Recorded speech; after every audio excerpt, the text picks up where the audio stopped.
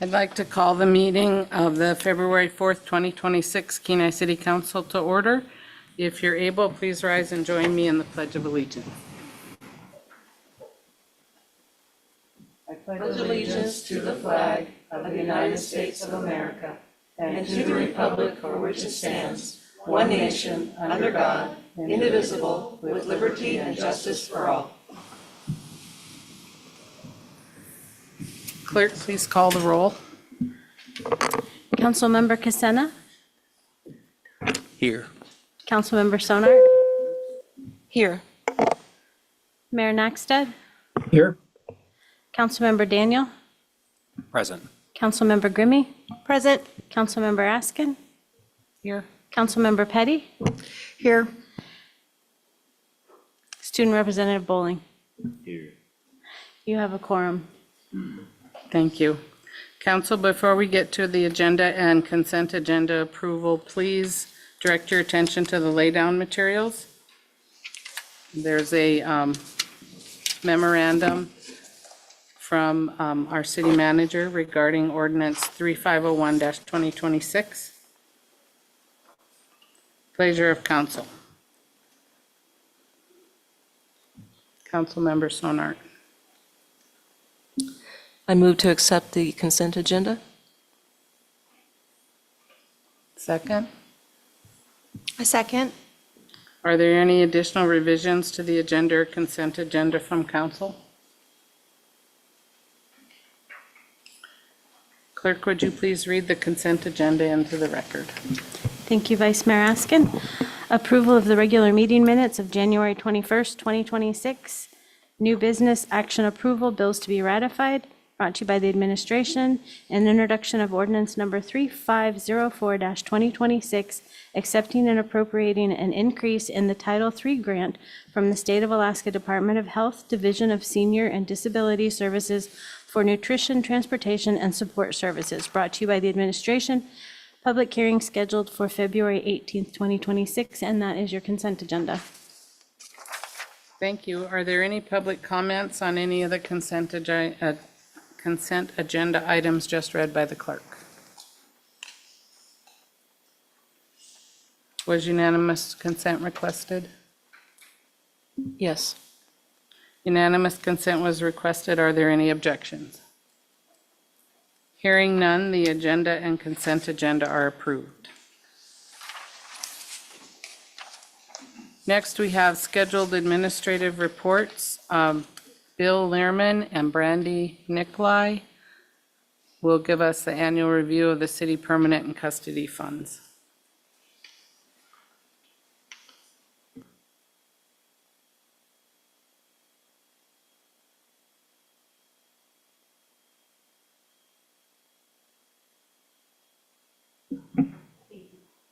And running a microphone is not my, I guess, best expertise.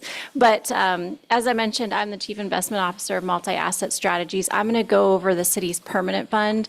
We'll talk a little bit about history and where you've been and what recent returns have been over the past year since we visited. And then I'll shift gears a little bit and we'll talk about our forward-looking projections for the funds. So if you go ahead and advance to this first page, what we like to do here is just give you an idea. I don't know if I did that or if you did that.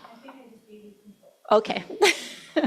So here's an overall summary page. We keep this running information since inception of the fund. So the fund started with APCM in September 2008. There's been total contributions of $22.9 million, withdrawals of $18.6 million, and the market value at the end of December 2025 was $39.9 million. And if we look at the average annual return since inception, it has been about 7.79%. This chart here is interesting. In the background, that gray area chart is just the market value of the permanent fund over time since inception. But at the top there, what we're doing is taking into account the current market value and any contributions and withdrawals that have happened since inception. And that gives us a net earnings number of $35.6 million. So if someone was to ask you how much has the permanent fund earned in dollars since inception, it's been $35.6 million. So very successful. You can see down below the bar charts are the calendar year returns you've actually experienced through time. So you can note on the last mark there, the return for calendar year 2025 was 13.4%. So we've had another strong year for the permanent fund. We have had back-to-back several strong, kind of above average years in the markets. If we were to just think about 2025 and recap it more broadly, what we have here is a chart of just different asset classes that the permanent fund has owned throughout 2025. And you can see all of them are positive. And so when we have a backdrop of positive economic growth, coupled with a big increase in productivity, which kept corporate profits quite healthy, and then on top of that, we get a Federal Reserve who starts cutting interest rates, it creates this backdrop where we can have positive returns across all different types of asset classes, which you can see here occurred. This is the first time that's happened post-COVID. So again, here, just a very strong 2025, which led to the double-digit returns that the permanent fund had. Here we're looking at returns just through a couple different lenses. And so at the top here, you can see a solid blue line. And so that solid blue line is the actual 12-month rolling period returns that the permanent fund has experienced. And then the dashed lines that you see across the chart, those are APCM's forward-looking projections. So recall our firm thinks about kind of a long-term horizon and what is reasonable to expect for risk and return given the permanent fund's allocation. And we track actual portfolio results within those projections so that we can have some conviction that we're on path to meeting our long-term return objectives. So clearly you could see that solid blue line is within those projections. So it indicates that the permanent fund is well on track to earn your long-term projected return. Down below you see blue bars and orange bars. The blue bar is your actual investment portfolio. And these are different return periods ending December 31st, 2025. So you can see on a one-year basis, so that would represent calendar year 25, the portfolio is up 13.5%, and your benchmark, the orange bar, was up 13%. So you have to think of that benchmark kind of as our goal portfolio. It's the overall allocation we think that will meet your long-term goals and objectives. The outperformance there that the permanent fund experienced was really had to do with some of the shorter term positions that we built in the portfolio, which kind of successfully helped us navigate the early volatility we experienced during the tariff announcements early in 25. And then as we went throughout the year, we did increase our exposure in the portfolio to companies that could be beneficiaries of the artificial intelligence build out. And so by doing those small trades, that really helped the portfolio earn back its management fees and then some. This is a look at where the portfolio is at the end of December. So you can see the strategic weight right there. That's what's currently, in your investment policy statement. That's the overall mix of all these different asset classes that we think will get you to your long-term goals to support distributions and inflation protect the portfolio. It's also your benchmark. So that orange bar we were just looking at is representative of that strategic weight across all those asset classes. I do want to remind everybody that we're looking at the portfolio at a very high level in different asset classes. In each of these asset classes, APCM hires one or more managers to get you exposure to the asset class, and the overlying portfolio owns thousands of different securities. It's very well diversified, very liquid. So with that, you can see the current allocation column there. That is where the portfolio is at the end of December. You can note that we are pretty close to our strategic weights across the board. We just had a little bit more cash. That really has to do with the fact that the portfolio receives a lot of dividends and interest at year end, but we've since redeployed that and we're pretty much close to our strategic weight right now. When we think about 2026, I just want to cover a few high-level themes regarding our more near-term market outlook. We've had a couple of years of very strong equity returns, and when we look at the equity markets, they're not particularly cheap. And so when you think about what equity returns are comprised of, It's the overall, valuations, right? Sometimes the stock market's price get ahead of underlying value, right? And it's also corporate earnings can contribute to positive stock returns. And so right now, we think in 2026, the market is really going to be dependent on the ability of corporations to deliver on the solid earnings expectations that the market expects.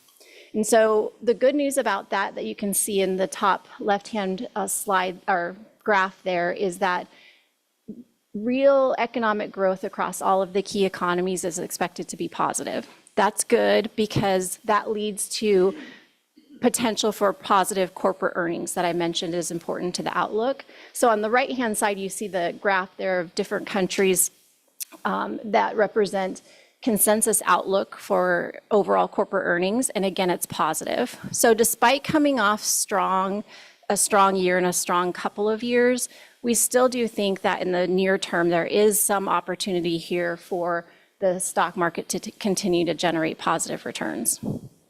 If you look down at the bottom left-hand graphic, this is a picture of semiconductor margins relative to like the broader markets. And since that orange line is above the blue line, it's just telling you that semiconductor companies are producing very strong profits. And that really has to do with the fact that a lot of these companies are supplying chips that are important to the AI build-out. We know that the AI build-out is a national priority. There's a lot of capital that's being deployed into that build-out, and these companies are benefiting from that.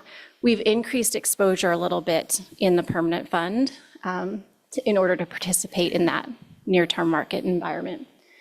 And additionally, the bottom right-hand chart indicates the fact that emerging market stocks, they're just a little bit more attractively priced than certainly US large company stocks. So they also have exposure to key countries that are beneficiaries of the AI build-out. So we've also increased our exposure a little bit to emerging market stocks as well.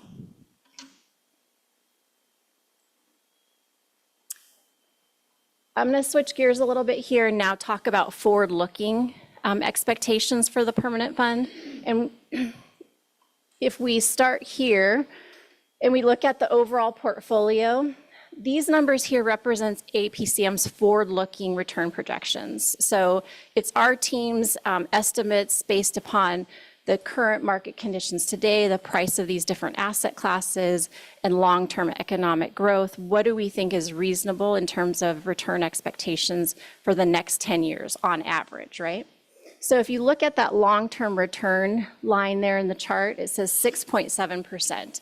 That's our long-term 10-year average return. So 10 years from now, if we were looking at the average return, we'd say it should be close to 6.7%. We know that's an estimate, so right next to it, you see 6.4 to 7. That's the range of possible outcomes, we think. So we think the long-term return is somewhere between 6.4 and 7%. If you take out our inflation assumption, which is currently 2.5%, that leaves 4.2% of real earnings growth in the portfolio, and that's right in line with your highest distribution amount you can take. So because the current portfolio strategy owns virtually all the different asset classes that you can get exposure to outside of private markets, you're well suited with your current allocation to meet your long-term objectives. Before I leave this slide, I want to point out something important because we've reported a lot of good news recently, but we do have a range of expectations of calendar year returns we think we could report on the permanent fund. And if you look at the annual return line and you see that range, negative 14.1 to 28.5, that's the range of returns that we think we could experience 95% of the time. So I could be here next year, the markets could be off according to current expectations, and we wouldn't be surprised if the portfolio is down 14.1%. As long as we maintain our current strategy during those more difficult market conditions, we do anticipate that the negative returns and positive returns will converge towards that 6.7%, if that makes sense. So we're going to look at kind of the two primary funds within the permanent funds. And we're going to start here with the Airport Land Sale Permanent Fund.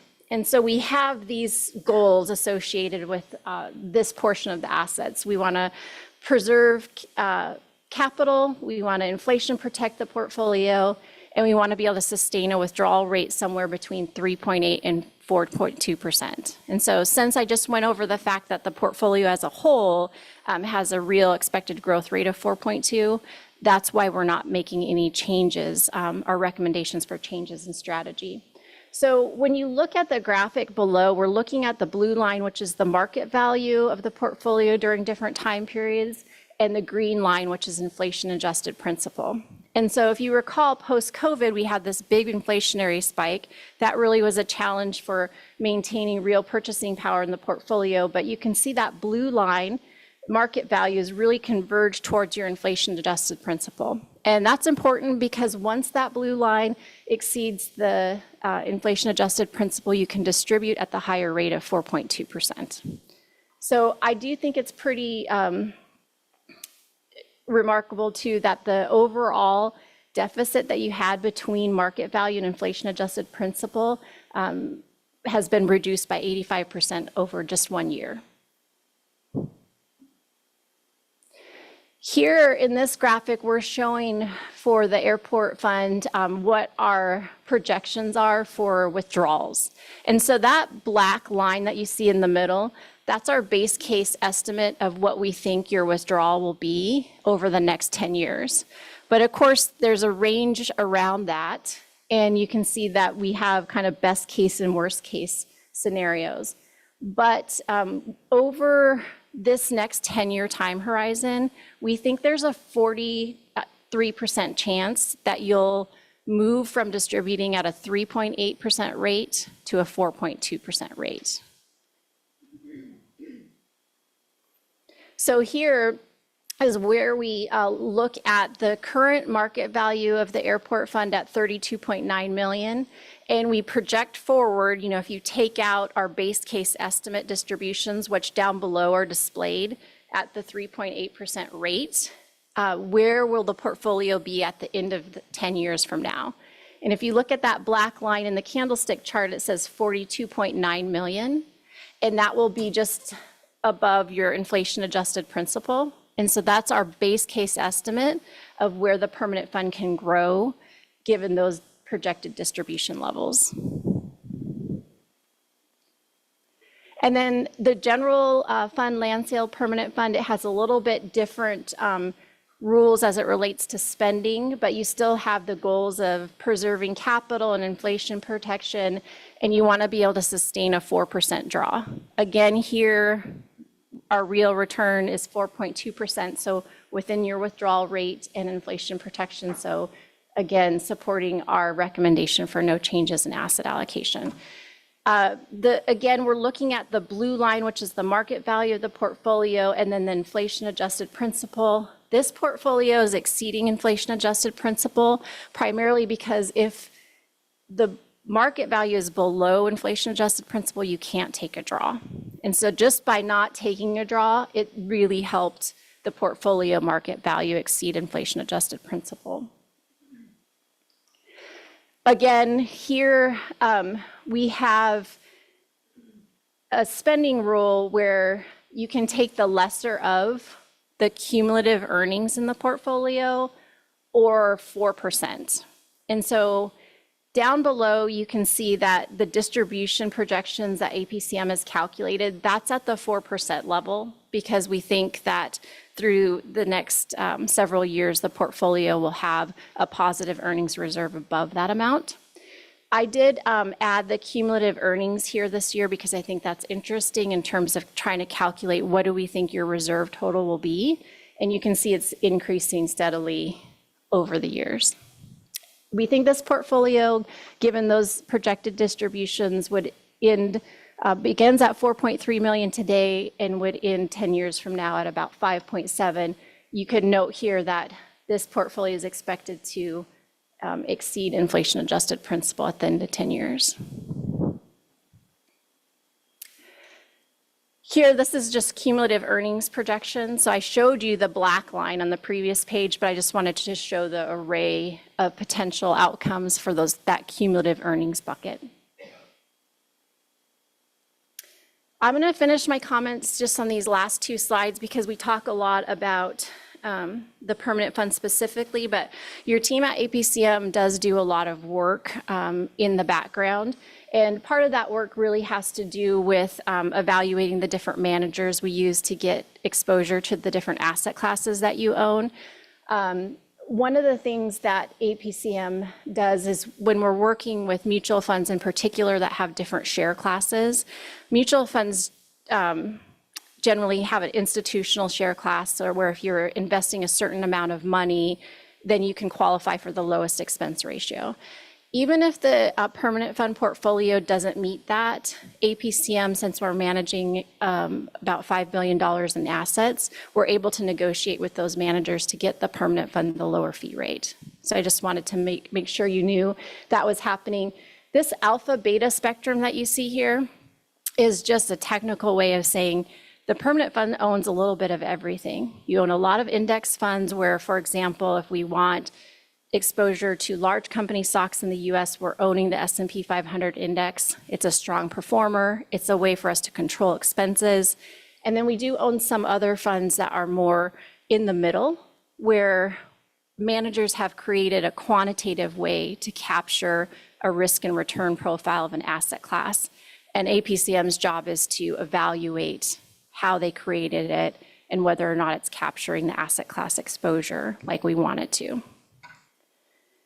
The last point I want to make here is that in the first quarter of each year, we do go through and we evaluate the different managers we have inside the permanent fund. We make changes if we think that we can get better exposure to an asset class, or if we're able to reduce expenses. One of the interesting things I think here is that black and or yellow graph that you see there. There are now more exchange-traded funds available in the marketplace than there are individual companies listed in the stock market. So there's a lot of funds out there for us to choose from. The good news is we can get exposure to different parts of the market very easily in a cost-effective manner. So importantly, APCM, we don't have any financial connections to any of the managers we use. We're completely open platform. We have no conflicts of interest to disclose, and we have no financial relationships with any other financial intermediaries. So I think that's also helpful to know. So with that, I'm going to turn it over to Bill. Oh, I can take questions on the permanent fund. Bill was going to cover the custody account on the fixed income side here briefly, but if there's any questions, I can take them. Oh. Okay, perfect. Thank you. Thank you.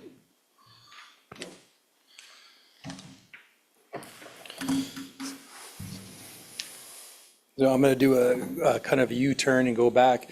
You know, Alaska Permanent Management manages the perm fund, but we also have another bucket of assets that we've been managing for a little bit since November 2024, and these are what we call your custody assets. These are it's a bucket of money that's kind of outside your cash pool. So it's kind of your reserve fund outside your normal cash, which is held at Wells Fargo and the Alaska Municipal League Investment Pool. These are all securities that are anywhere from 0 to 5 years. It's made up of treasuries, FDIC, CDs, and agency securities. Agency securities meaning Fannie Mae, Freddie Mac, Federal Home Loan Bank, those types, so all government. A little bit later, in you guys' will be asked to look for a work session, a date for me to come back down. Last year when I was in front of you guys, and a couple of new faces here, but was to look and do a work session with you guys and look at opportunities that we can use for this portfolio to do two things. One, to add additional assets classes, investment grade credit, And the second is to allow greater maturities within this portfolio. One of the things historically, as we manage this portfolio and working with staff and having discussions, there isn't a much need for liquidity, as much liquidity need in this portfolio that is in this. And so I'm going to look to come back down to you guys and walk through some examples, what other cities are doing, other government entities are doing with some of these reserve funds. So that's to be taken in a little bit later. But here, the portfolio is $35.1 million. The annual yield on that portfolio is 371. The benchmark is 350. What's that benchmark? If we think about the benchmark, that's all securities, government securities that are maturing between 1 and 3 years. So if we take that would be the index. And that GVIXX is the all-spring money market. And that's just, think about that as your a cash fund, like a Wells Fargo, something like that. That's holding cash. So in theory, we shouldn't out-yield that over a long period of time. Our performance should out-yield cash over a cycle of the interest rates. And when we look in the bottom right-hand corner, we look at the performance of the fund, gross quarter to date 110 versus a benchmark of 114. But again, that cash number of 97 basis points. So we were able to produce 13 basis points more than cash. If we look at our last 12 months, the portfolio returned just north of 5% versus that cash number of 4.17. So about 85 basis points more than that cash. And one of the reasons why there's that performance number is interest rates are coming down. And as interest rates come down, price of bonds move up. And the reinvestment in your cash is going to be coming down too. So one of the areas that APCM has been working is we believe that interest rates will continue to come down over the 6 to 12 months period as the Federal Reserve decreases interest rates. And so we kind of want to get in front of that, invest out, and lock in some yields for you guys. So that's part of the discussion that we'll have kind of moving forward. If we, looking at the annual coupon income over the next 12 months, this portfolio will generate about $1 million in coupon income. That's outside price increases or decreases, but just coupon income off this portfolio. And then the last thing I just kind of want to hit on, and this is the bottom left-hand corner, just kind of the makeup of, and I mentioned this earlier, the one thing I think I want to point out from the difference from us managing the account since November of 2024 is that kind of that yellow group there, and that's the agencies. We've been able to add some agencies into this portfolio at yields greater than treasuries. So that's one thing that we did to increase the yield in the portfolio. But we're kind of on time, and I'll just pause there and take any questions and look forward to being back in front of you guys here shortly. Councilmember Petty. Yes, thank you for this insight. On those agencies that you added to this portfolio, what sort of increase in risk was taken? Or were those FDIC insured, or were they government-backed agencies? They are government-backed agencies. One was a Fannie Mae federal, and one was a Federal Home Loan Bank. They were callable agencies, but from a credit risk, they are backed by the government. And are they all investment grade? Yes, correct. Thank you. Councilmember Daniel. Thank you. My question is this. So your ask of us, it looks like, my understanding of this portfolio is that everything is very short term, like, a year, 1 to 2, 2 to 3, but nothing over 5. And as your ask, as part of the work session, is to look at longer term stuff. Can you walk me through what you're thinking, just so I have an idea?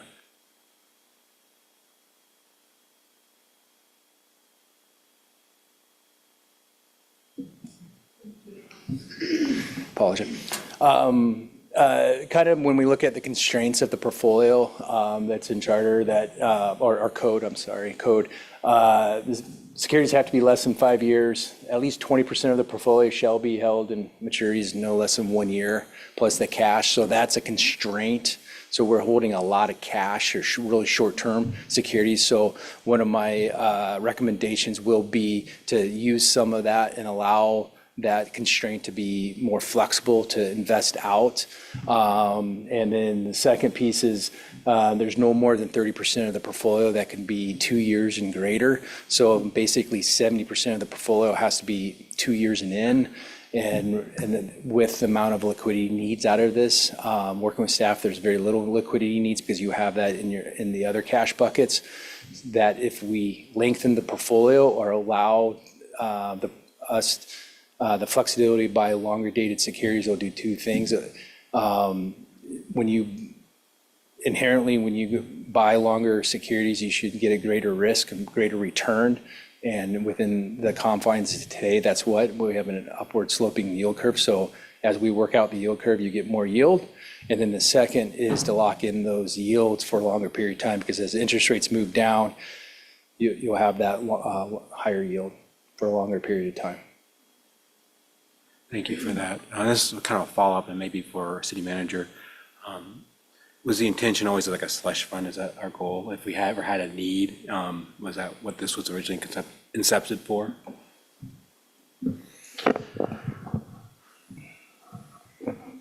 City manager, you bet.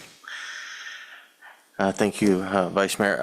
Councilmember Daniel, I wouldn't call it a slush fund, but what these funds represent are our reserve balances. So when you see, our fund balance numbers in the general fund, our fund balance numbers in various other funds, these are those reserve balances. So these balances represent, the cash that we have on hand for working capital, along with a lot of other uses. So this is just our normal cash balances. These have grown over time, obviously, as our fund balances and things have grown over time, or, the balance in our equipment replacement fund, our fleet replacement fund. So these various funds that we have that we carry balances in, this represents that cash.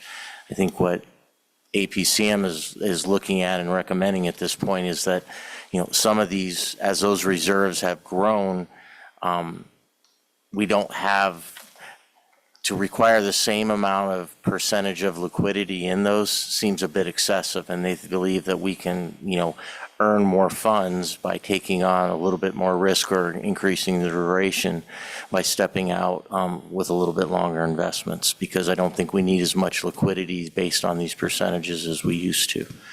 I think the other thing Bill may touch on too is they're likely going to recommend that we explore adding a different asset class. Right now, we're confined to government-backed things or government-insured things, where we may want to take in high-quality credit from corporate side to buy when we start looking at bonds as well, which, again, is incremental increase in risk, but it's probably the chance for return is great enough to justify it. And I think that's what they want to come down and have talk with us about.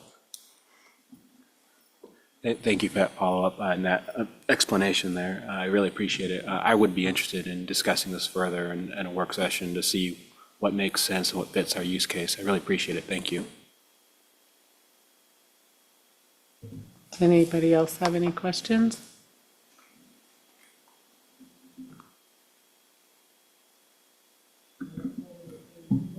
Yeah. Thank you, Vice Mayor and Council.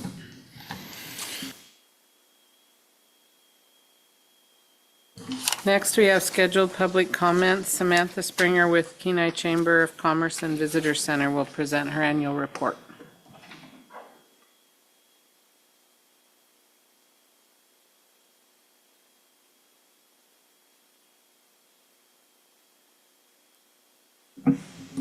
Hello, everybody.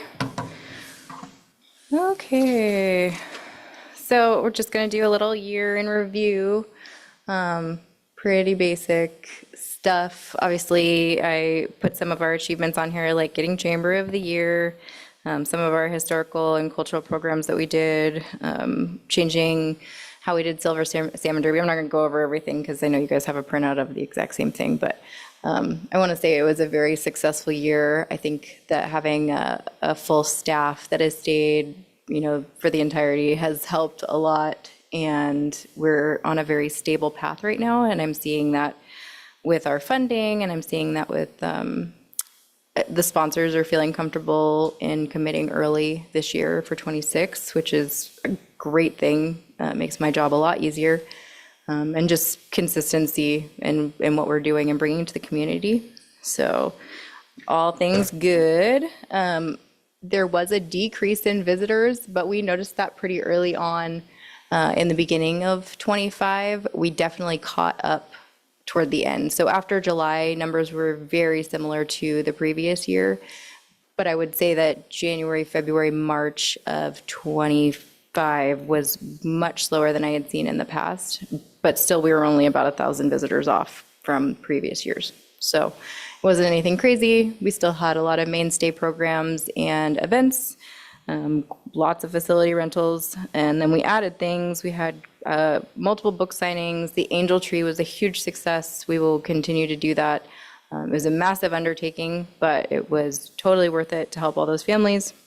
We're continuing with family movie night and First Fridays, even though they're changing to bi-monthly instead of monthly. And that was a request of the artists because it's such a large space to turn over every month. And this way they'll have a chance to display their art for a longer period of time.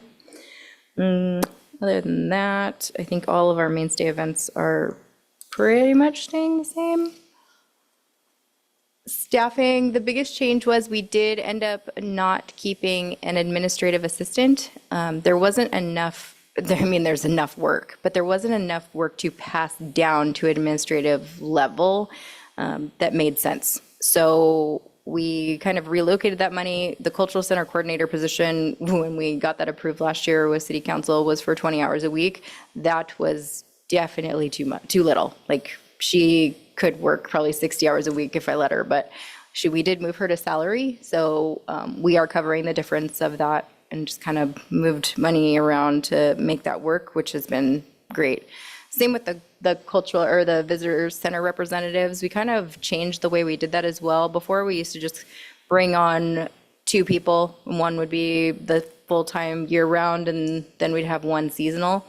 We found that it actually worked out better to have high school students work that and have multiple, along with working with the cabins as well. So we had rotating staff moving from the cabin park and the cultural center, and that worked out amazing. So, and I swear we had like the best 16-year-olds on the planet, and hopefully they come back because they were invited to. They were that great, and even some of them worked over the winter at like the Haunted Chamber for the weekends and stuff like that. So, been really lucky with the way that all that has worked out and kind of changing how we were doing it to make way more sense. So, I think I did forget to change the bottom part where I was saying we were going to try and get her to 40 hours. Clearly, we have got her to 40 hours.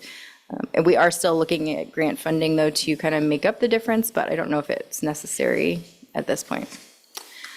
Board of directors, mostly the same, but we did get 3 new board members. Tanya from Senator Murkowski's office, Chastity from CRISA, and June Harris joined our board. So we are full and happy, and everything's going well. This is all just normal. We're not changing anything as far as hours of operation or the days that we're open or closed. The fee schedule has not changed. We haven't, in fact, I think we've actually taken some things off just because it was an excessive amount of paperwork to try and track every single thing that people wanted. We are going to take off coffee and tea, though.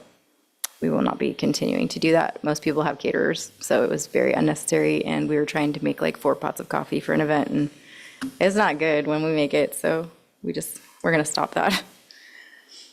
Normally I do the entire calendar for the year for you guys.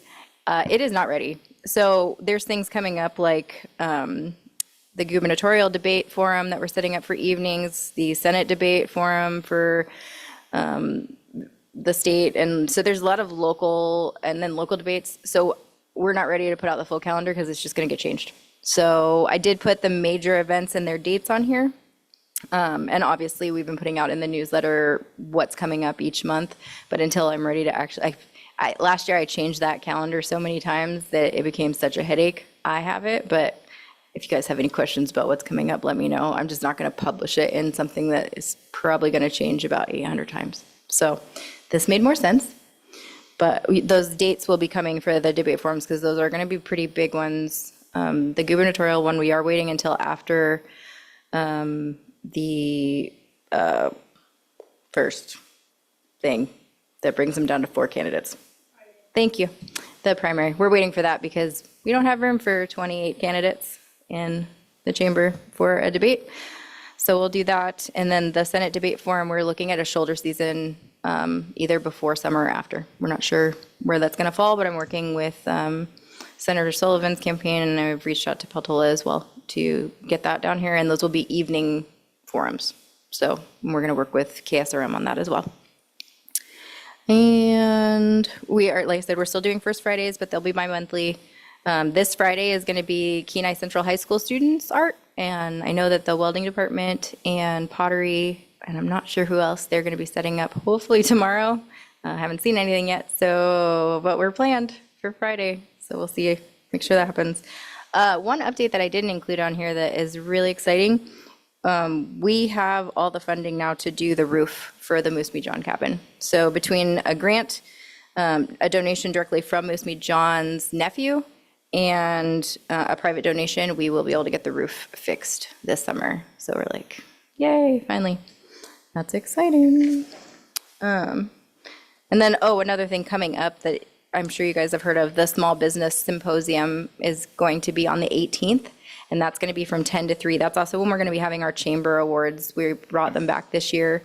We haven't done them since I've been the executive director.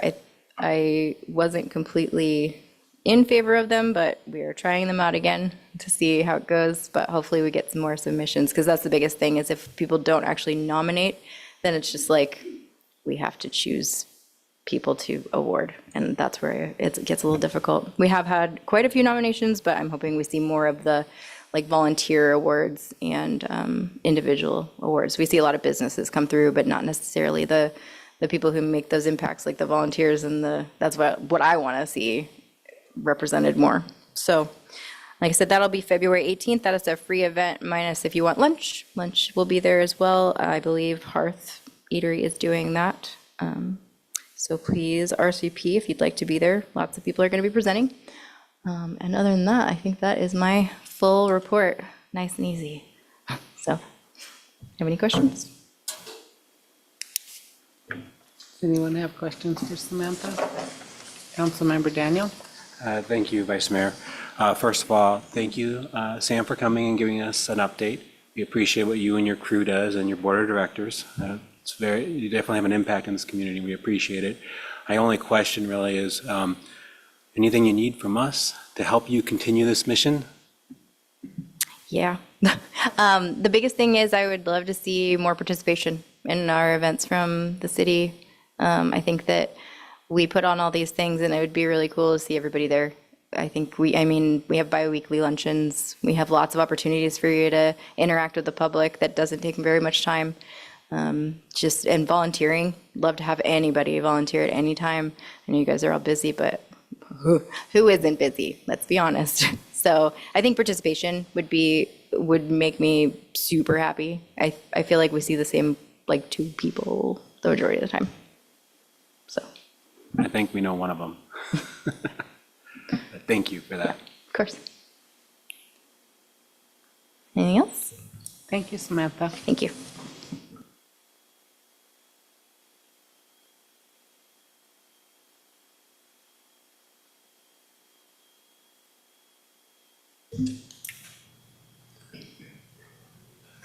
Seeing none, we will go on to public hearings. The first public hearing before us tonight is ordinance number 3500-2026, sunsetting the Harbor Commission, amending Kenai Municipal Code 1.90.010, general standards for standing advisory commissions, repealing Kenai Municipal Code 1.95.040, Harbor Commission, repealing Kenai Municipal Code 11.20, leasing of tidelands, amending Kenai Municipal Code 14.05.010, duties and powers, enacting Kenai Municipal Code 22.05.016, tidelands available for leasing, enacting Kenai Municipal Code Chapter 22.10, tideland leases for shore facility fisheries, and amending Council Policy 20.020 to reflect the sunsetting of the Harbor Commission. Pleasure of council. Councilmember Sonert. I move to enact ordinance number 3500, 2026. Is there a second? I'll second. Thank you. Is there anyone from the general public that would like to speak to ordinance 3500, 2026? Seeing none, we'll bring it back to council. Discussion from council. Councilmember Daniel. Thank you, Vice Mayor. Just want to thank all the council, or all the commissioners on the Harbor Commission over the years for all their work. And my question is, and I think it's in here, all the powers have been transferred over to the P and Z, but if we were to reenact the commission in the future, that'd be for the city manager or the clerk, how hard would it be? Would it just be a new ordinance, or what would we need to do that?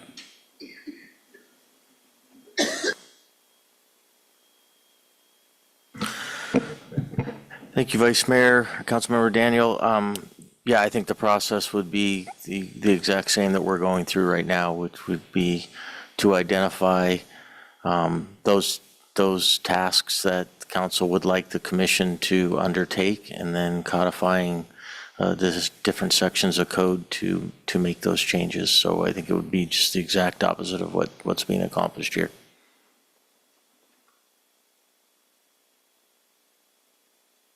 Any other discussion?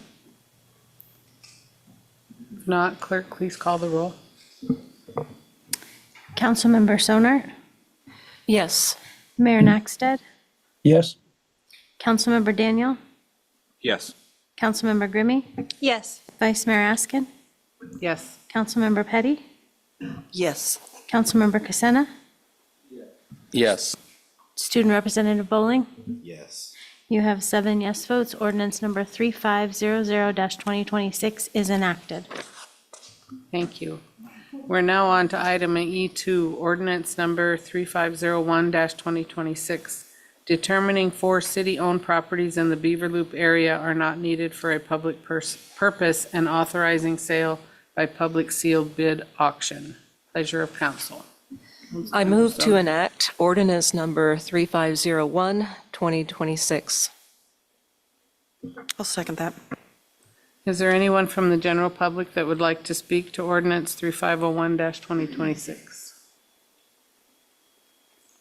Seeing none, I'll bring it back to council for discussion. I move to amend ordinance number 3501, 2026 by filling in the blank in the 11th whereas clause with the word enactment.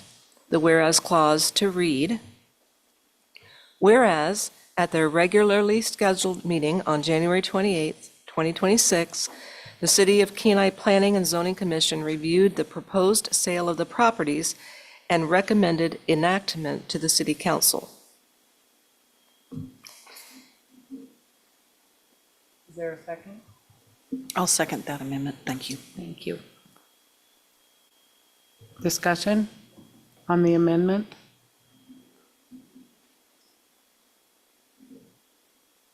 Was unanimous consent requested? Request unanimous consent. Thank you. Are there any objections to approving the motion to amend? Hearing none, the amendment is approved. Councilmember Sonart, Okay. is there a second motion? Yes, there is. I move to amend ordinance number 3501, 2026, to add a new whereas clause to read, whereas the city's intent in offering these parcels for sale is to facilitate gravel extraction, and the properties are being made available for that purpose exclusively, subject to all applicable zoning, permitting, and regulatory requirements. I'd like to second that Thank you. and request unanimous consent. Thank you. Is there any discussion on this amendment? Hearing none. There unanimous consent was requested. Are there any objections? The motion to amend is approved, which takes us back to the main motion. Is there any additional discussion? Clerk, please call the roll as amended. Mayor Nagstead. Thank you, Vice Mayor Askin. I wasn't sure if I should speak up, or I know how difficult it is, to see there, but I just wanted to say that I absolutely support this ordinance. I don't remember how many years ago, maybe 6 or 7 years ago, I encouraged the administration to excavate some test holes in that area. And it's near some other existing gravel pits, and we found a substantial amount of gravel on our property there. And those test holes, of course, as long as nothing is changed with the ground, are good pretty much forever. But Beaver Loop gravel is in the center part of this Beaver Loop area is in the center of our city. It's some of the best gravel that I've ever worked with for road building. It's not too big, not too small. It compacts very well. And as time goes on, gravel sources are getting to be more and more difficult to find. And this will help our city grow. Gravel is needed for all development. And it's in a location where it's not in a neighborhood and whatnot. It's a win-win for everybody, I believe. So with that, I'm in full support of this ordinance. Thank you. Thank you, Mayor Nagstead. Is there any other discussion? Councilmember Sonar. Thank you, Vice Mayor Askin. So I'm looking on page 57 at the map, and I'm just curious, what is the access to these 4 lots? Because obviously the gravel pits in front of them have access to Beaver Loop. Am I missing something on the map? I'm just wondering, is there going to be an issue if somebody bids and buys a parcel? Are all 4 of these parcels going to have access?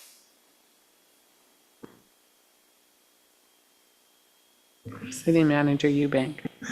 Thank you, Vice Mayor. Councilmember Sonar.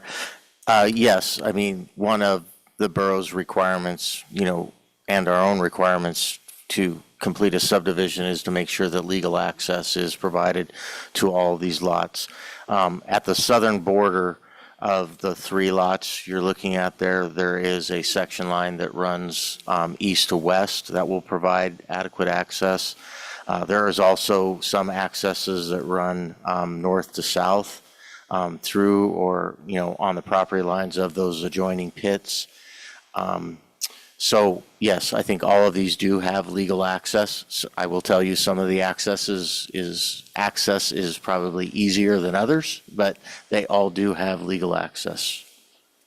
Thank you. Any other discussion? Hearing none, clerk, please call the roll. Mayor Nagstead, Yes. Councilmember Daniel, Yes. Councilmember Grimmy, Yes. Vice Mayor Askin, Yes.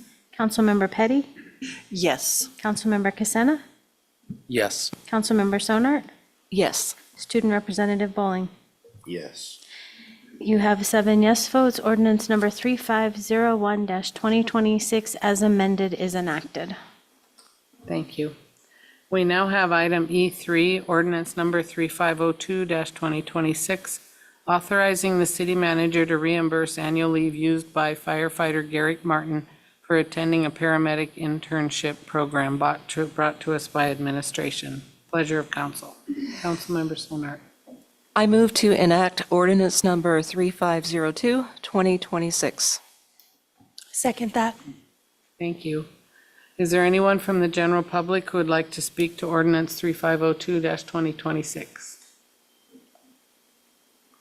Seeing none, we'll bring it back to council. Discussion for council? Councilmember Daniel. Thank you, Vice Mayor Askin. This question's for the city manager. First of all, I fully support this, and I'm excited that firefighter Martin was able to get through this program and get his paramedic training done. My question really is more of a, for future, I'd like to see if we could look at ways to handle this administratively. And it seems like an ordinance is a lot for it. I'm glad we're doing it, but I'm just curious if there's another mechanism maybe in the future to make this easier for staff to move these forward. Thank you, Vice Mayor, Councilmember Daniel. I think that's a reasonable question. This is the third time the city has gone through this process. There's nothing within code that gives the authority to do what we're being asked to do or what we're proposing to do. I guess is probably a better way to do this.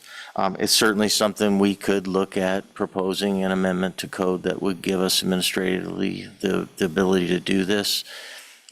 Like I said, this is, to my knowledge, this is the third time that we've done this in my 18 years here at the city. So that's definitely something we can look at. But yeah, it definitely, the reason it's coming forward like this is there's nothing in code that allows us to do this at this point in time. So. As a follow-up, I would just take a note. Let's take a look at it and see what it would take. Appreciate that. Thank you. Is there any other discussion? Hearing none, clerk, please call the roll. Councilmember Daniel? Yes. Councilmember Grimmie? Yes. Vice Mayor Askin? Yes. Councilmember Petty? Yes. Councilmember Casena?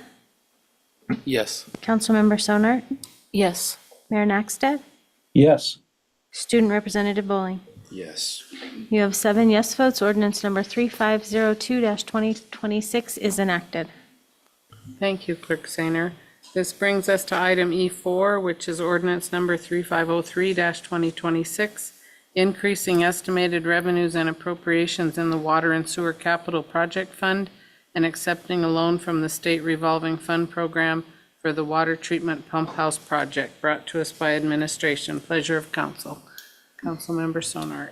I move to enact ordinance number 3503, 2026. I'll second. Thank you. Is there anyone from the general public who'd like to speak to ordinance 3503-2026? Seeing none, we'll bring it back to council. Discussion from council?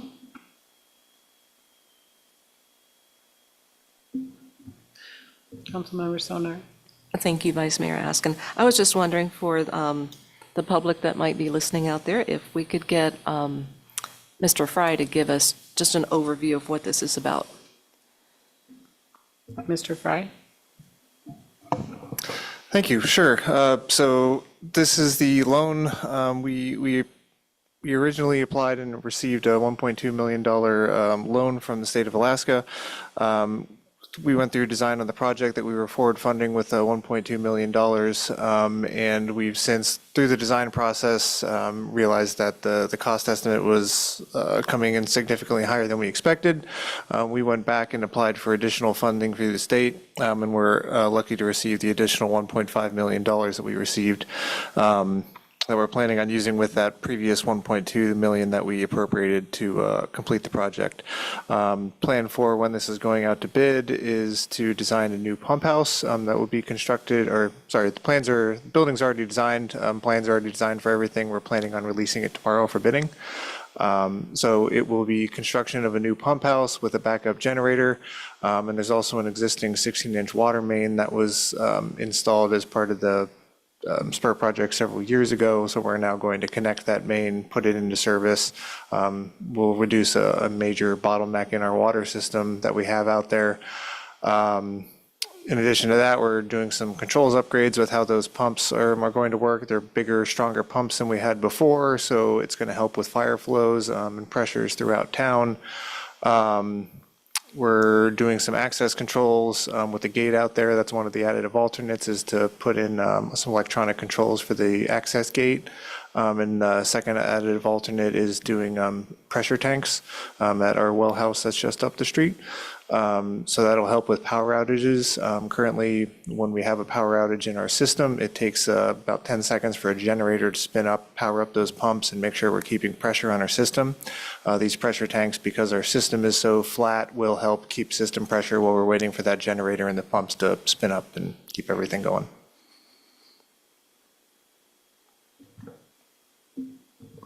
Councilmember Greenby?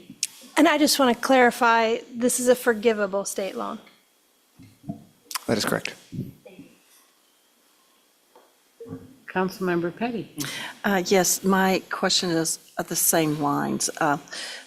It says it's forgivable. Is there any provisions in there that would cause it not to be forgivable? Or is it absolute? Through anybody who wants to answer that question. City Manager Eubank? Thank you, Vice Mayor. Councilmember Petty. I think in order for the amount to not be forgiven, we would have to not comply with the terms and conditions of the program.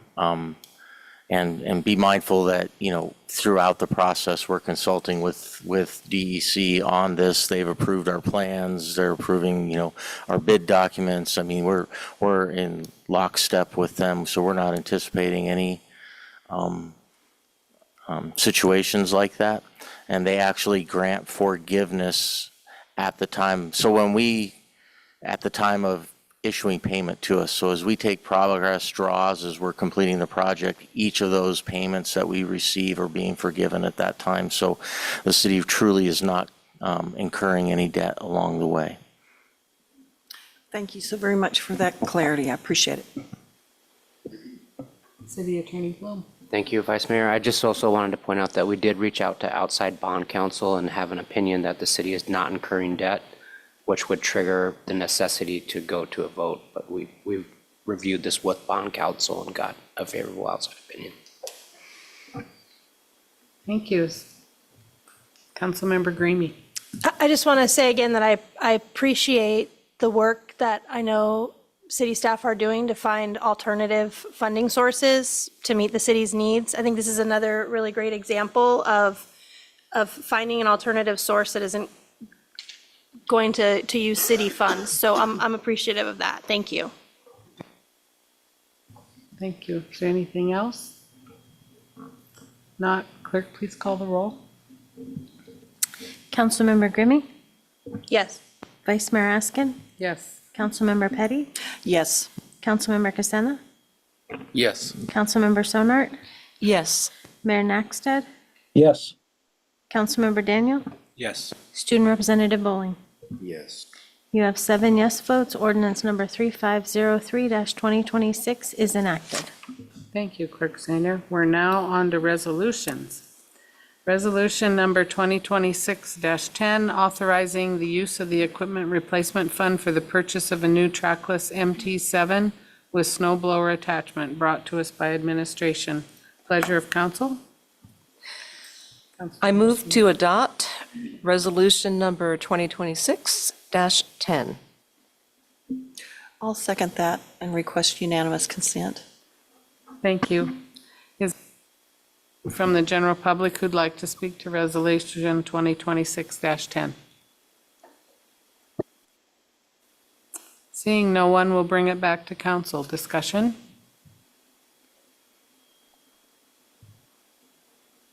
No discussion?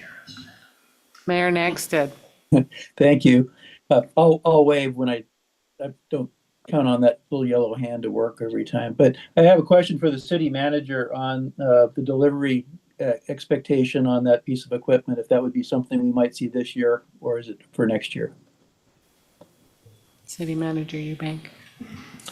Thank you, Vice Mayor. Mayor Nakstad, I'm going to defer to Lee. He's been working with the vendor. Thank you. The expected lead time is about 6 months from once we get the contract approved. Just in time for summer.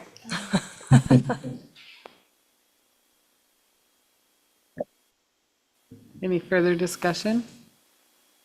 Unanimous consent was requested. Are there any objections? Resolution 2026-10 is enacted. Next, we have item E6, resolution number 2026-11, designating the investment and allocation plan for the city's permanent funds and establishing appropriate benchmarks to measure performance for calendar year 2026, brought to us by administration. Pleasure of council. Councilmember Sonart. I move to adopt resolution number 2026-11. Second, unanimous. Thank you. Is there anyone from the general public who'd like to speak to resolution 2026-11? Seeing no one, we'll bring it back to council discussion.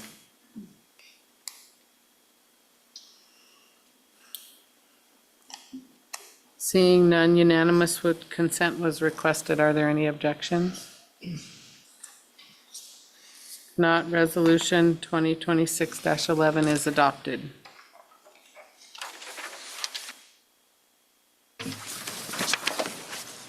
We have no unfinished business. We're now at action approval, item H3, confirmation of mayoral nomination for a partial term appointment of Scott Bremer to the Airport Commission. Pleasure of council. I move to approve this action, this confirmation by mayor. I'll second that. Thank you. Is there any public members that want to speak to this? Discussion from council.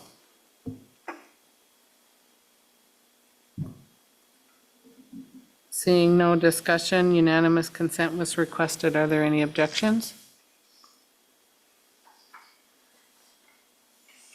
Hearing none, the appointment of Scott Bremer to the Airport Commission is confirmed.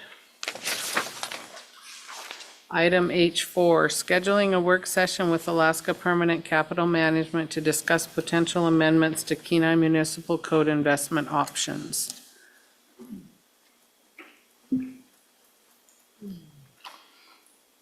City Manager Eubank, do you have a date in mind or a time frame? Thank you, Vice Mayor. We've identified 3 potential dates. These are all preceding scheduled council meetings, either March 18th or, I don't have April's calendar in front of me, either meeting in April, first or second meeting. First or 15th, thank you, Madam Clerk. Oh, wait, sorry. Yep, first or 15th, thank you, Madam Clerk. We're recommending March 18th, starting at 4 o'clock. That gives us a little bit of time before the scheduled council meeting, but it's the pleasure of council. Councilmember Petty? Yes. I may have to check my calendar because I'm scheduled to be out of town one of those weeks, and 18th of March would not be, April would work better for me. Anyone else that isn't able to make the March? Councilmember Sonar? I will not be able to make March 18th. Usually when I'm out of town, I zoom in. But at that exact time, I will literally be driving through the pass on the way to the Anchorage Airport. So there's never any connection to even call in at that point. So I am out on March 18th. How does April 1st look for everybody? At 4? No, I'm not kidding. Are you fooling? At 4 o'clock, yes. Well, it's either April Fool's Day or tax day, so. Yeah, April Fools or tax, your choice. Does April Fools look good? I'm good with it. Okay. So April 1 at 4 o'clock? Thank you. We now have commission reports. Council on Aging did not meet. Our next meeting is February the 12th. Airport Commission, Councilmember Sonart. There hasn't been a meeting since the last report. The next meeting for Airport Commission is Thursday, February 12th. Thank you. Parks and Rec Commission, Councilmember Greenie. We have not had another meeting. We are scheduled for tomorrow. Thank you. Planning and Zoning Commission, Councilmember Casena. Well, the Planning and Zoning Commission unanimously approved the Beaver Loop properties is not needed for public purposes. And then they also unanimously approved a transfer of a conditional use permit for a boarding house from the current owner to an LLC that the current owner had formed. So same people essentially. And the meeting on February 11th has been canceled due to a lack of agenda items. So their next meeting is scheduled for February 28th, 7 p.m. Thank you, Councilmember Casena. That brings us to beautification. Councilmember Petty. Yes, there was not a meeting since our last time together, and our next meeting will be on April the 14th. Thank you. Great, thank you. Mayor Negstead, next is report of the mayor. Thank you, Vice Mayor Askin. First off, I want to thank Vice Mayor Askin for doing a very good job on the meeting tonight while I'm not there. Much appreciated.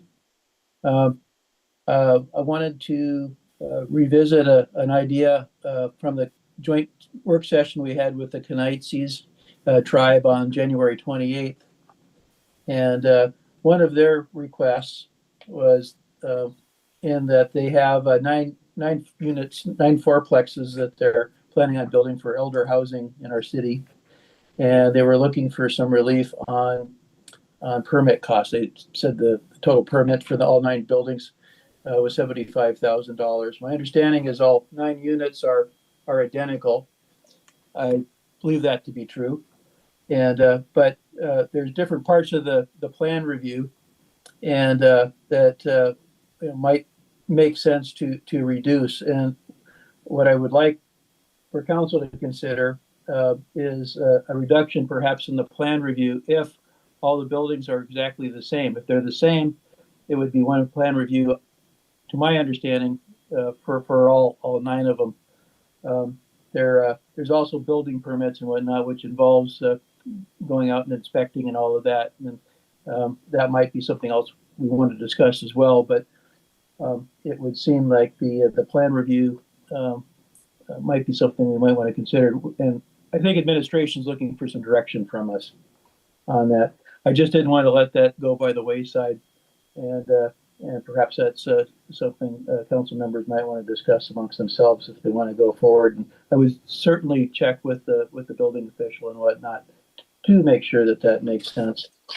The next item I have is the city manager and I met on the 29th of January with the borough mayor and Peninsula city managers and mayors and some vice mayors as well. And there was a number of topics, which included school funding, taxes, housing, LNG, and those sorts of things. The item that we spent most of the time discussing had to do with the closing of the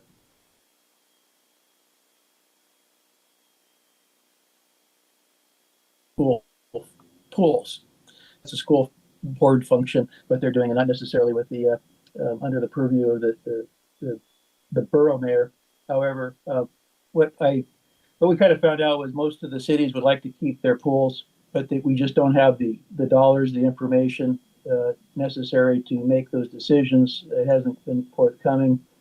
It may not be available exactly, but Miriam Machecki is going to be trying to get some more of those ideas of what the costs are ongoing and whatnot, and provide that back to the cities. So that might be something we could be looking forward to. And then the last thing I had was on January 30th, Vice Mayor Askin and we attended the Senior Center Volunteer Appreciation Dinner at the Senior Center, and it was well attended, and we passed out appreciation certificates and whatnot, and had a very good time, and like to thank Kayla and Kathy for all the work they do down there, and everybody else at the Senior Center that makes that work so well. So that is all I have. Thank you. Thank you, Mayor Nagstead. We'll move on to administrative reports. City Manager Eubank.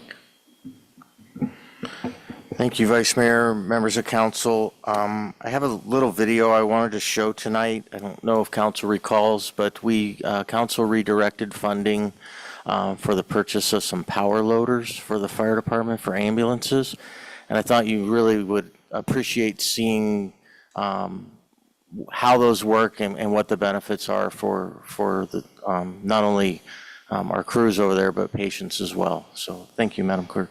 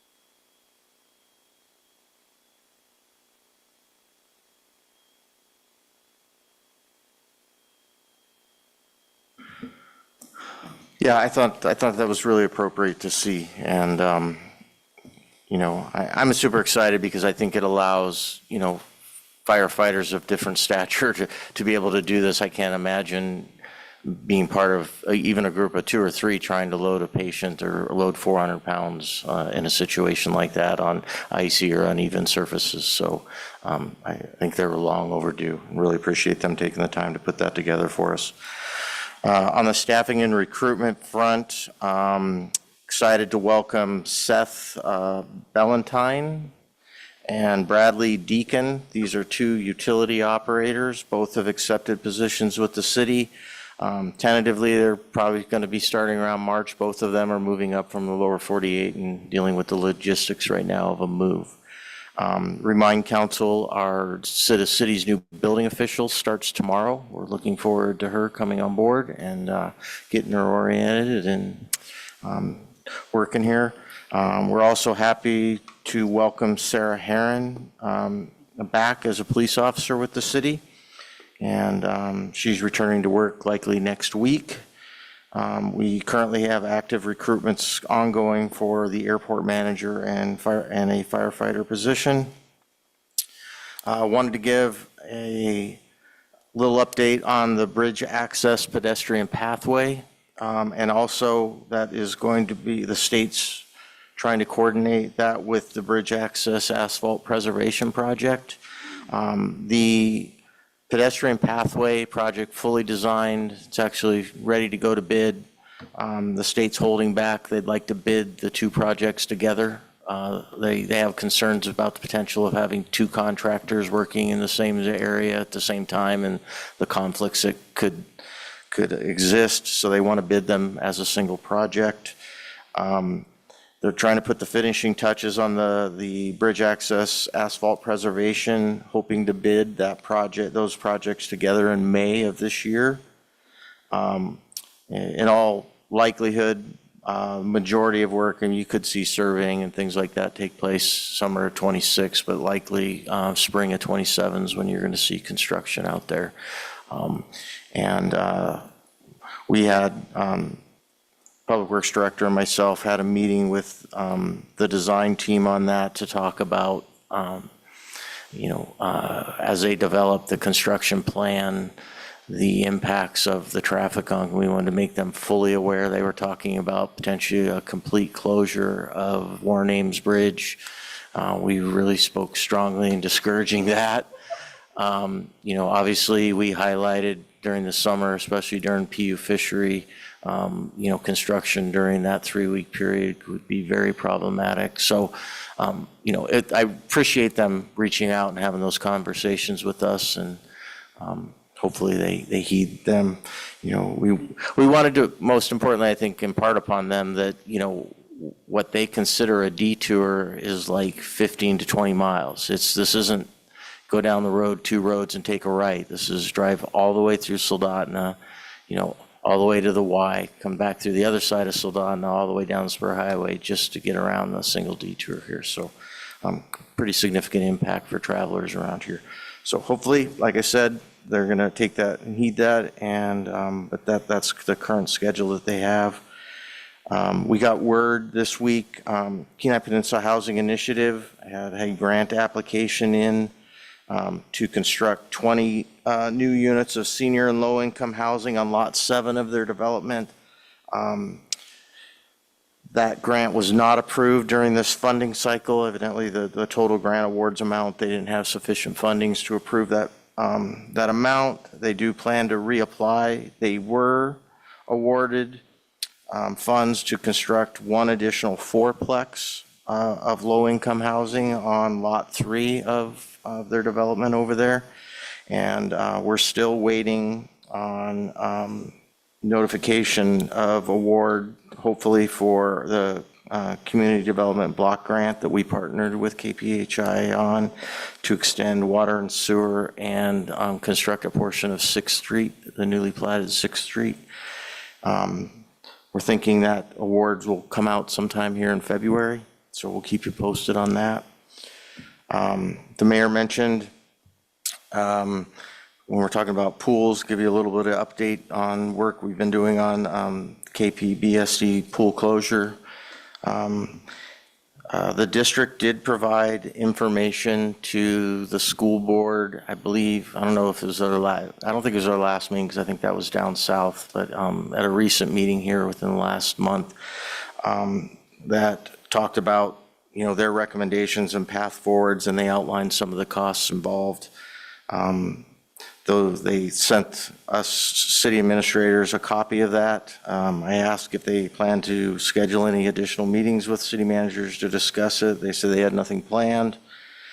And then, as the mayor said, the mayor and I met with Mayor Machicki, some of his staff, and other city managers and mayors from around the borough. And Mayor Machicki is going to be trying to gather some more information and see if there's a way that the borough could participate in the process as well. So I guess there's more to come on that. It's taken quite a while to get information, and but we'll keep working on that. Some public safety recognitions in January. Fire, police, and dispatch staff responded to multiple serious structure fires under extremely challenging conditions, including severe winter weather and active safety threats. Their coordination, rapid response, and life-saving efforts limited property damage and prevented future loss of life. Their professionalism, teamwork, and dedication to the public safety are greatly appreciated and deserving recognition. There were numerous Lifesaver Awards issued by the department during that period of time. So I think it's a pretty challenging month. I just want to recognize their efforts. We talked, council appropriate funds this evening here for the water and sewer utility pump house project. I did want to just call a little bit of attention. The city is transitioning its bid, RFP and bid process to an online solution called Bid Express. This is the same platform that's used by the borough. City of Salina, I believe, also uses it. And I think it's going to increase our exposure and access to potential vendors. I know we've already got some bids out there, and we've seen, more activity in picking up sets of plans than we have been seeing lately. So I think that's a positive step. So then I did get a letter from CAPED just here in the last day or so requesting the city to become a strategic asset partner, and which could involve the city's fire training and/or Challenger Learning Center. This is about bringing workforce development potentially to the western side of the peninsula here, and a collaborative effort that CAPED's been kind of spearheading. I do expect Cassidy to be at the 2/18 meeting, and we'll probably have something before council, either a resolution of support or an action approval. I'm not sure the exact form yet. We have to talk about that internally, but I think that is an exciting thing. Last thing I have for you is tomorrow I'm hosting a lunch with the Chamber Board to go over the results of the community survey, and in particular to highlight the community's interest in economic development and job growth, as well as the support in there for the city supporting local businesses, and just look to the business leaders on ways they think the city can engage and suggestions they might have how we could accomplish those goals of the community. So looking forward to that and having a healthy discussion there. And with that, I'm happy to answer any questions. Councilmember Petty? Yes, City Manager, the process that's going over on bridge access, is that just from Beaver Loop up to the highway, or is that from the Spur Highway all the way over to K Beach? I didn't quite understand the location, because I know that we've already allocated assets from Beaver Loop up to the Spur. If you could help me understand, please. City Manager Eubank. Thank you, Vice Mayor. Councilmember Petty. Yeah, that's a great question. Sorry I didn't make that clear. So the Bridge Access Pedestrian Pathway Project constructs a pedestrian pathway from Kenai Spur Highway to Beaver Loop, and it joins it with the bike path on Beaver Loop. The Bridge Access Asphalt Preservation Project is to basically repave Bridge Access Road from Kenai Spur Highway to K Beach. It also does some major work on Warren Ames Bridge, and but it's to redo the entire paving of the roadway itself. There is, at this point, there's no project to put the bike path across the rest of the way, unfortunately. Any other questions for City Manager? We'll go on to our City Attorney, Mr. Bloom. Thank you, Vice Mayor Askin. I don't have any comments, but I'm happy to answer any questions tonight.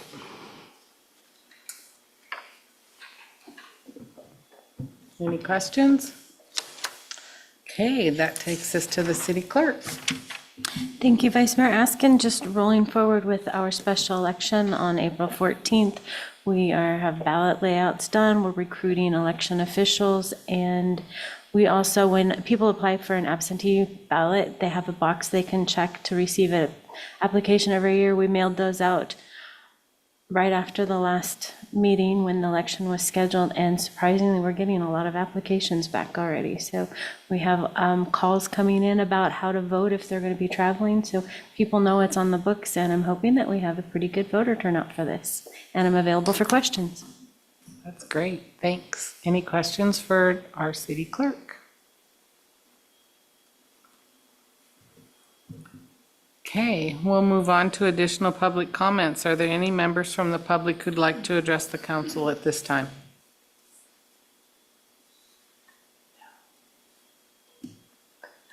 Okay, then we'll go to council comments.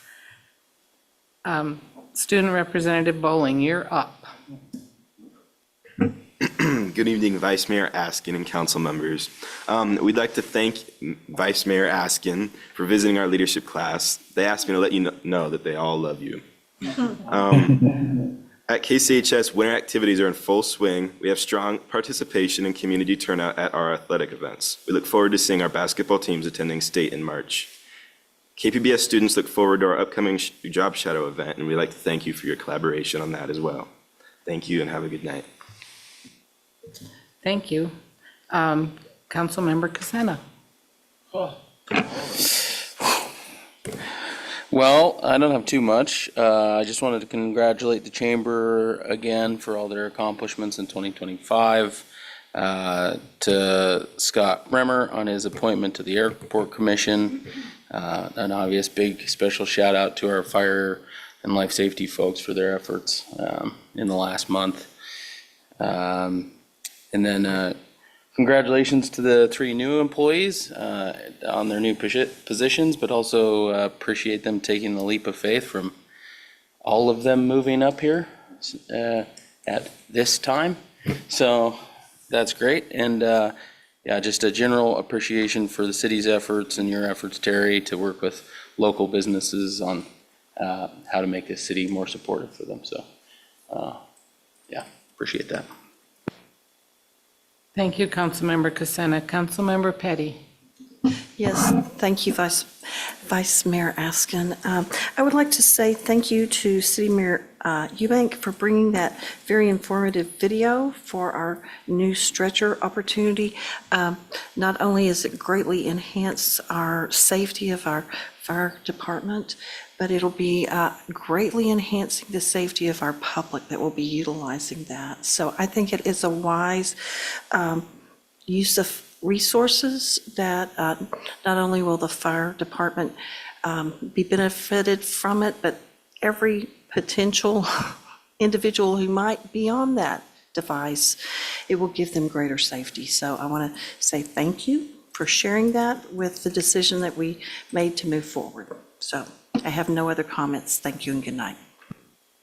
Thank you. Councilmember Daniel. Thank you, Vice Mayor. A couple quick comments here. First off, thank you to the chamber and all their efforts. I heard your challenge, Sam, and I hope this body will rise to the occasion to get a few volunteers out of it. Also, I really appreciate City Manager Eubank sharing that video with us. It's really great to see what happens with some of those resources. Like, we know, okay, we approved it, it's moving on, but it's really neat to see that in action, see how much of a positive effect that's had for everybody. So thank you for taking the time for sharing that with us. I really appreciate it, at least.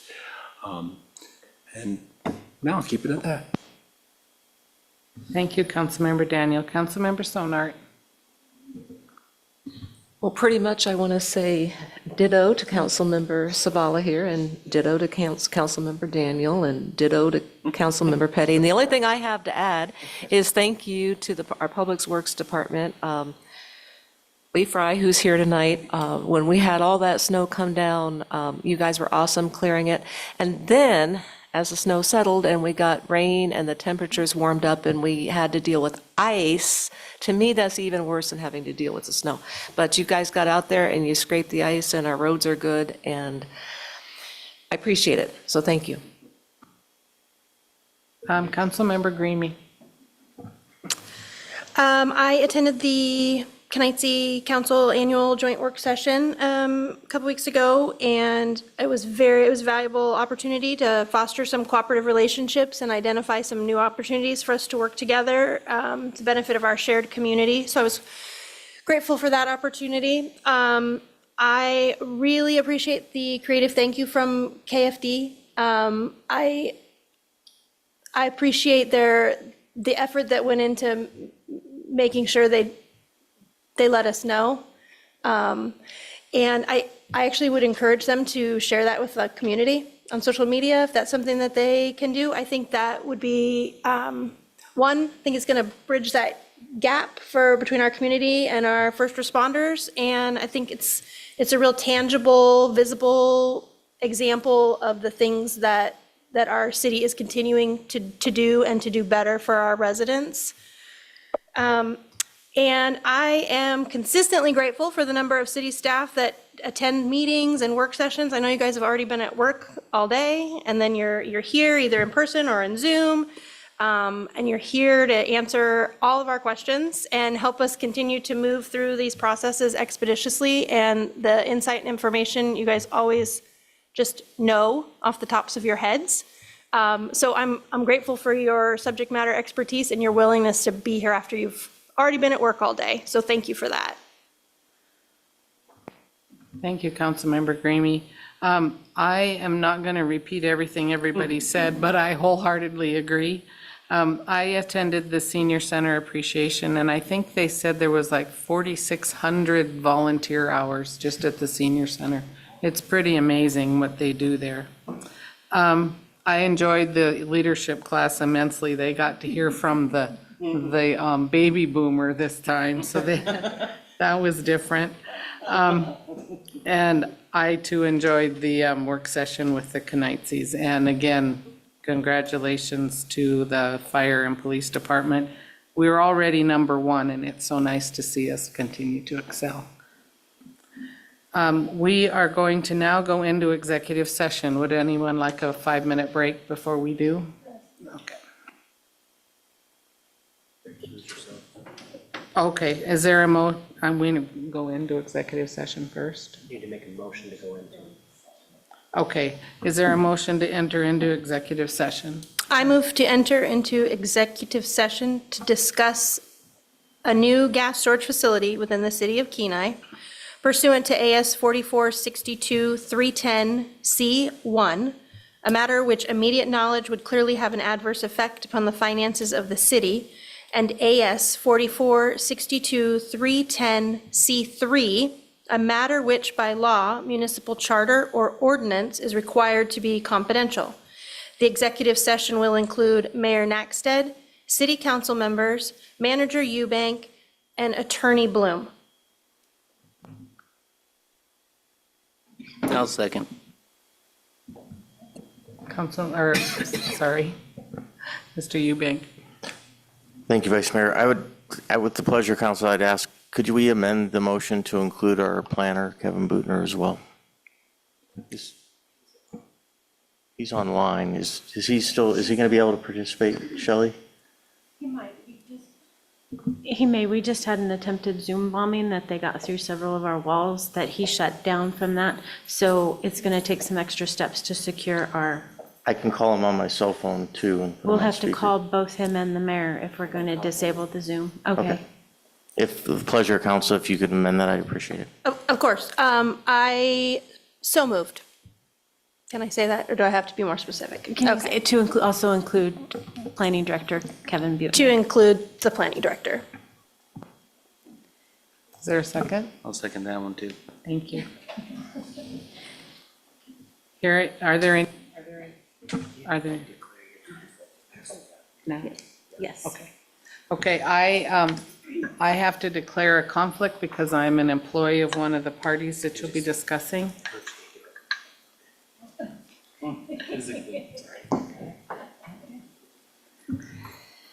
As Chair Pro Tem, I rule that a conflict does exist, and Vice Mayor Askin will abstain from participation in the executive session.